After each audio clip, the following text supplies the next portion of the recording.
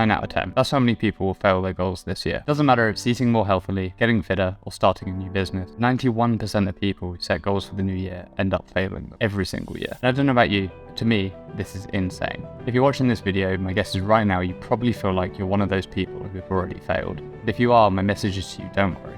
There's still time to get back on track, achieve everything you want to do this year. Let's do that together right now. I've collected some of my favorite techniques from some of the best books in the world on productivity, habit forming, and goal setting, combine them to create a 3-point framework to get you back on track and to help you hit your goals this year. So to get started, the first thing we need to look at is how many goals you've actually set for yourself this year. If you're sitting here imagining a shopping list of goals and ambitions for the year, then that's your problem right there. So my advice would be to massively simplify your goals, just 1 to 3. If you've got a big change to make or want to break a difficult and unhealthy habit, just focus on that one thing. If your goals are more like improvements on things you're already doing, you might be able to handle 2 or 3. Either way, you need to be honest with yourself and be hypercritical about what's important to you this year. Everyone would love to be able to magically morph into the best version of themselves overnight, but the truth is, life just doesn't work like that. Rather than failing to achieve dozens of goals this year, let's just achieve the thing that will truly change your life. If you've got a long list of goals and are struggling with what to focus on this year, here's a quick trick. Think of yourself in a year or 2 years' time. What are you like? What is your life like? Take that mental image and know what's different between the future you and you now. What's the first difference that springs to mind? Whatever that is, that's probably the thing you need to focus on this year. If the future you has a new job, work on learning what you need to do to get that job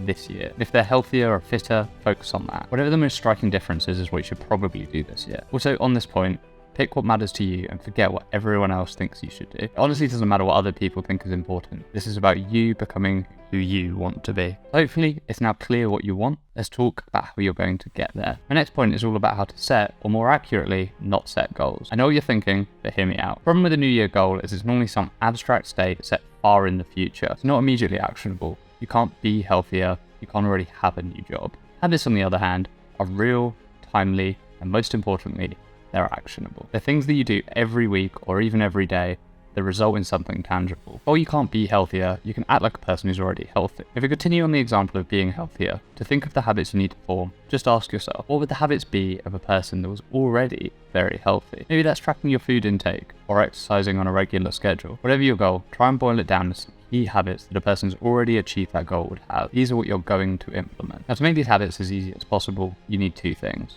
trigger and a reward. A trigger is either an action that you already do or simply something external that occurs every week. For example, if you want to work out regularly, it's simplest to assign workouts to a specific day when you're forming the habit. The days never change, so when it's that day, you know you have to work out. Equally, if you want to track your food intake, your trigger should be preparing your food. You complete your tracking before you eat it. The before is key. We'll explain why in a second. Habits are much easier to form when you have a trigger, as it dramatically increases your accountability. Now, the second part is the reward. For every new habit, particularly hard ones, make sure there's a reward for completing it. If you're tracking food, the reward is eating the food after you tracked it. That's why it's so important that you complete the tracking before you eat. Equally, if you're working out, you can prevent yourself from listening to music until after you've already gotten to the gym. The reward helps make the connection in your brain between the new habit and something positive happening.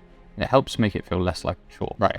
At this point, you should have a few habits with triggers and rewards that a person who's already completed their goals would be doing regularly. You're probably thinking that these habits are a great idea, but they look incredibly daunting. And honestly, that makes sense. You've got a whole year to get to this point. And that's where the third part of the framework comes in, making it attainable. Okay, you've got your final habits, but those seem a long way off. So it's time to break those down into shorter term, realistic changes. When you think of a year, you've actually got 52 weeks, 52 chances to stay on track and move closer to your goal. Now, everyone knows that by the time you get to the holiday period in December, it becomes pretty tricky to be really productive.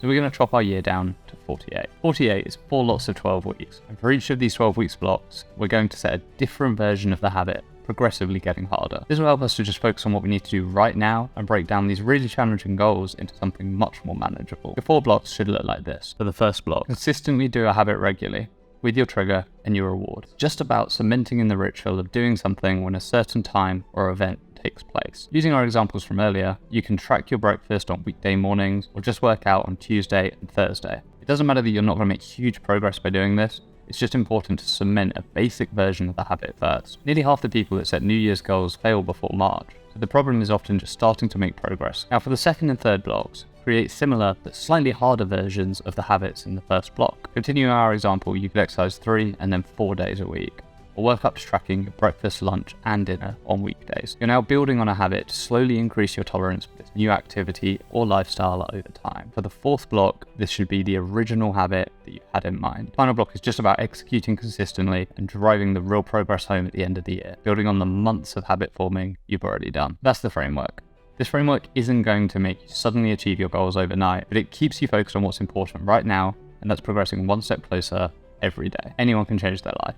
It's just about consistency and determination.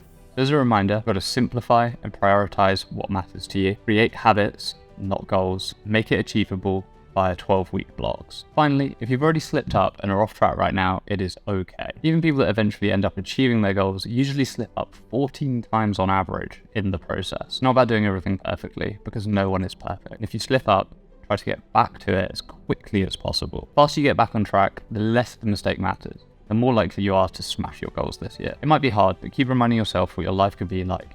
Just stay consistent this year. Just a little bit more determination and consistency. Your life could change forever. Hopefully now you're feeling ready to restart working towards your goals and have a clear plan on how you're going to do it. If you're worried about how you're going to fit all of these habits into the day, you can learn all about my best tips for staying consistently productive by clicking on this video right here. And that's it for this video. Thank you so much for watching. Have a great day.